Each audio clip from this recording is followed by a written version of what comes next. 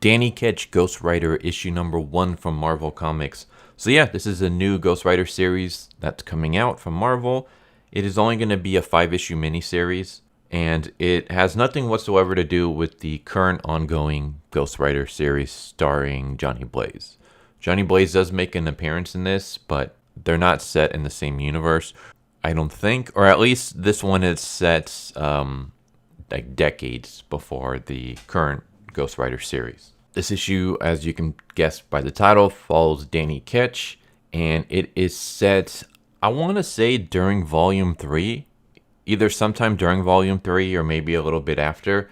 I'm guessing it's set sometime during the 90s, because Johnny Blaze makes his appearance here, but he has like the long hair in the ponytail. He doesn't have the Ghost Rider powers, but he still carries the Hellfire shotgun. So I'm guessing it's set sometime during the 90s. It never actually says when, it just says years ago. But we start off with Danny Ketch fighting against some kind of creature that basically looks like the Incredible Hulk, but with flaming powers. And I like the fact that we start straight up with a fight scene. One of my big complaints with the last Ghost Rider issue that I reviewed was that it was a lot of talking and pretty much no action. The only action we got in that one was Johnny Blaze having sex with his big teddy goth girlfriend in the shower. Other than that, we didn't really get any action. So the fact that we start off immediately with some action is pretty cool. We start off in the Cypress Hills Cemetery, which anyone who's familiar with Danny Ketch's Ghost Rider run will obviously know about that. I will say straight up, I'm not all that familiar with Danny Ketch. I read all of Ghost Rider Volume 2 with Johnny Blaze, the very first appearance of Johnny Blaze. Well, actually, Johnny Blaze first appeared in Marvel Spotlight, which I read all of those with Johnny in it. And then I read Volume 2. And I've read a ton of stuff with Johnny Blaze as the main character. Most of my Ghost Rider reading experience is with Johnny as the main focal point. So I haven't read too much of Danny. I have not read Volume 3. I think I've only read Issue 1. So I'm not all that familiar with Danny Ketch, other than the few times where he's appeared alongside Johnny Blaze. And in those stories, Danny usually comes across as an annoying character. He usually comes across as like an antagonist, either a straight up villain or antagonistic towards Johnny. So I don't really appreciate his character all that much. But maybe that's just like those writers' takes on Danny. This series is actually written by Howard Mackey, who is the original writer for Danny Ketch's run and a co-creator of Danny Ketch. So if anyone knows Danny, it would be him. And maybe his version of Danny is the one that people really love and enjoy. Because I've heard a lot of people love Danny Ketch. A lot of people actually prefer Danny over Johnny as Ghost Rider. So maybe it's just I've read the wrong comics. Because, I did really like Danny in this issue. So if this is what we usually see from Danny, then yeah, I'm assuming I just read the wrong comics. Yeah, we have the fight in Cypress Hills. And it kind of just goes back and forth for a bit until Danny eventually is able to use his chains to grab this beast and does the penance stare on him. And then the beast starts morphing into human form. And as he's morphing into human form, he starts crying about how he promised to be bigger and stronger, and how he said he would never be hurt again. And Danny's kind of like confused, like, who exactly are you talking about? Who's he? Who gave you these powers? Who did this to you? And the figure says that he doesn't know. And so Danny starts to leave when Stacy, Danny's love interest, shows up alongside a bunch of other cops.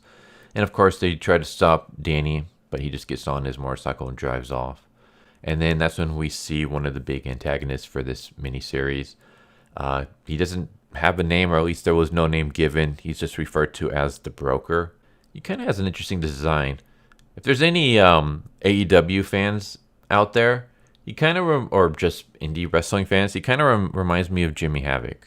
He has like the thin, pale look with the black face mask. He just reminds me very much of Jimmy Havoc. But yeah, we see Danny, and he rides to the other side of the Cypress Hills, where we get to a junkyard, and this is the place of his rebirth. So, like I said, I've read the first issue of Volume 3. So I know about Danny's origin story. And for anyone who doesn't know about Danny's origin story, thankfully, this issue kind of covers it. It just briefly goes over it, where we see Danny with his sister Barb, and she's injured. It doesn't really show how exactly she's injured in this issue, but anyone who's read the issue 1 from Volume 3, she basically gets shot in the chest with an arrow. They're going to the cemetery to, I guess there's been like disappearances and crazy stuff happening. So Barbara wants to like film something. She thinks like, oh, like we can get some cool like footage if we go here. And then while they're, there's like a meeting between Kingpin's men and I think it's Death Watch that goes awry. And there's also this like other gang. I think it's like the Cypress Pranksters or something. It's been a while since I've read that issue, so correct me if I'm wrong on this. Basically, there's like a shootout between Death Watch's men and Kingpin's men. During all of this briefcase gets taken. Barbara ends up getting shot with an arrow. Death Watch notices that there's obviously people here, there's witnesses, and he orders his men to kill all the witnesses. And so Death Watch's people go after Johnny and Barb. And so he drags her to this car junk lot, and he pulls her into like he hides her like within a pile of cars. And while there, he sees a motorcycle with a medallion, the Medallion of Power. And he touches it, and as he touches it, the Spirit of Vengeance goes inside of him, and he becomes the new Ghost Rider. So we see just like a very quick flashback of all that. Well, just him within the pile and touching the medallion. We cut to these two guys. They're called the Bagman Brothers, and they're beating up this one dude who's working for Jimmy Six. And Jimmy Six kind of looks like the Kingpin, only with hair. And he's also a mafioso guy. I think he's the son of a Don. I think he's the son of Don Fortunato. And the guy that the Bagman Brothers are beating up works for Jimmy Six. And basically they're beating him up because they want, like, whatever this guy is making, they want, like, they know he's, like, skimming money, and they want him to give it to the Bagman Brothers. But the guy's like, I can't do that. I work for Jimmy Six. I'm not going to betray him. And that's when Jimmy Six shows up. He sees what's happening to one of his men, and he beats the living crap out of the Bagman Brothers and leaves. And that's when the broker shows up and says, it looks like you need assistance. Do you guys want some power? And he basically grants the Bagman Brothers power. Danny goes home, where we see Johnny Blaze. Johnny has the 90's look with the long hair and the ponytail. I will say I'm not the biggest fan of that look from Johnny. I don't know. I always like preferred him more with his short hair. But it was the 90's. Pretty much every guy in the 90's had long hair and a ponytail. That was like the whole like grunge look. But they go and they get some drinks. And Danny's talking to Johnny about the Ghost Rider powers and stuff like that. And they go for a ride. And as they're going for a ride, they see a bunch of police officers with their sirens blaring. And Danny's like, oh, like something's going on. I probably need to go help out.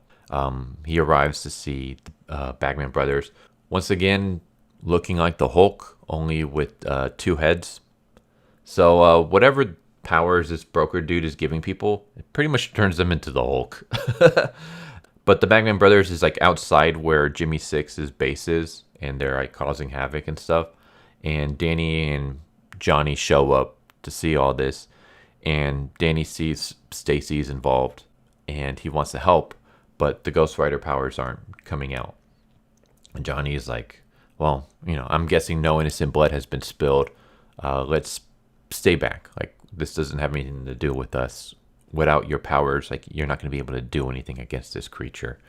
That's when the Bagman Brothers toss a car towards this lady and her daughter, and Stacy dives in front of the way, pushes them out just in time to avoid being crushed.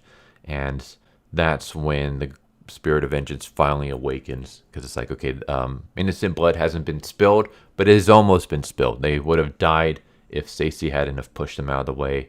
So That's when the Spirit of Vengeance powers kicks in. I always love the transformation sequence for Ghost Rider. Just the like the burning flesh and the skin and like muscles melting off. That's one of the things I really loved about the current Ghost Rider run, is that it really goes into the body horror of the transformation, where you just have like, I mean, basically your body is just melting off, like your skin and muscles are melting off the bone. It's just horrifying. And I like how they explain that. If anyone were to watch this, transformation, it basically appears in the blink of an eye. Like there's a flash of light, and the human is replaced with the Spirit of Vengeance. But to the actual person, in this case Danny, the transformation lasts for an eternity. Like basically their body just gets seared with the power of hellfire, and like their flesh and their very essence just melts off their body until they become, the Spirit of Vengeance. And I'm going to stop it there. I will say that we get another fight scene, so that's awesome. 2 fight scenes in 1 issue is great. That's my favorite part of Ghost Rider. Like I love seeing them fight demons and monsters and stuff like that. Like I don't mind like character development and all those things. Like that's cool. Like, you gotta have that to have an interesting story. If you just have nothing but fight scenes, it would be kind of boring. But I don't care for issues where it's just nothing but talking. Like I don't read comics for that. I want to see action sequences. I want to see cool set pieces. So the fact that we get both, we get character like development and stuff like that, but we also get 2 fight scenes. It's like, all right, sweet. This is what was missing from the last issue of Ghost Rider, of Johnny Blaze's current run. It was this. It was just like awesome fight scenes. But yeah, the artwork is great. The writing is good. Like I really enjoyed it. And this is coming from someone who doesn't have all that much knowledge of Danny, and what little I've read of him, I've hated. Like I've hated his character. And again, this is probably just because I've read the wrong comics. I've read the comics where Johnny is the main focal run and Danny is kind of antagonistic towards them. Maybe like if I actually read volume 3 where Danny is the main focus, it would be a lot more interesting, and I would actually appreciate his character. Because a lot of people, like I said before, a lot of people seem to love his character. I don't, but that's just because maybe I've read the wrong issues with him. But with that said, as someone who doesn't care about Danny whatsoever, this was a really good issue. Like I enjoyed Danny in this issue. So yeah, if you're looking for more Ghost Rider, check this out. It's a shame that's only 5 issues, but at least I guess we're going to get more Ghost Rider. I've read that there's going to be a Ghost Rider Wolverine crossover. I don't know if that's going to be like an ongoing run or if that's just going to be a mini series. I'm hoping it's the former, because anytime we just get more Ghost Rider is always great. But in regards to this issue, great writing, cool action scenes, awesome artwork, just great overall. I loved it. And you don't need to be caught up with Ghost Rider to read this. Like I said, this takes place, I'm assuming, during the 90s. So you don't have to be caught up on the current Ghost Rider run to enjoy this one. This is just basically like, here's a story of an adventure that Danny went through during the 90s. So yeah, I loved it. It was great. Go check it out. There you go. There's Danny Ketch, Ghost Rider, issue number 1 from Marvel Comics. I hope you enjoyed. Hope to see you next time. Take care. Later. So what'd you guys think of that video? I hope you guys enjoyed. If you guys haven't already, please subscribe, hit that bell for a notification, leave a like if you enjoyed the video. And if you didn't enjoy the video, thank you for watching it this far, and I hope the next video is more to your liking. Feel free to check out the playlist that you guys see, and I hope to see you guys next time. Later.